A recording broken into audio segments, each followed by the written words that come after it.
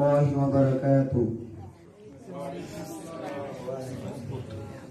الحمد لله رب العالمين، والصلاة والسلام على سيد الأنبياء والمرسلين وعلى آله وأصحابه أجمعين. أما بعد، فأعوذ بالله من الشيطان الرجيم.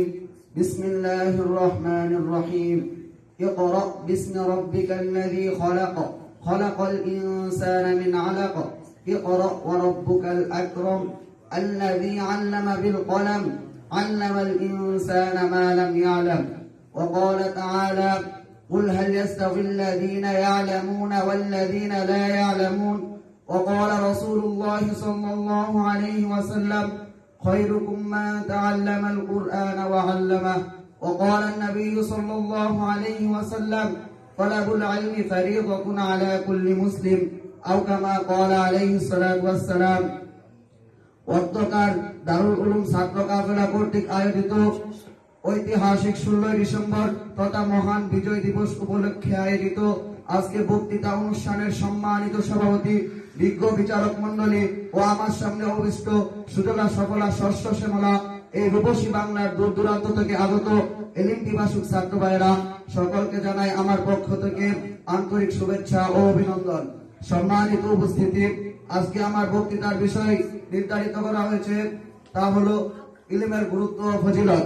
এই বিষয় নিয়ে আমি কিঞ্চিত পরিমাণ আলোকপাত করার চেষ্টা চালাবো ইনশাআল্লাহ। সম্মানিত উপস্থিতি, মহান আল্লাহ তাআলা কুরআনুল কারীমে ইরশাদ করেন: কুল হাল ইয়াস্তাবিল লাযীনা ইয়ালামুন ওয়াল লাযীনা লা ইয়ালামুন। হে নবী, আপনি বলুন, যারা জানে আর যারা জানে না তাদের উভয় সম্মান কি এক? না, তাদের উভয় সম্মান কখনো এক হতে পারে না। কারণ যারা জানে তারা হলো জ্ঞানী আলেম, আর যারা জানে না তারা হলো অশিক্ষিত মূর্খ।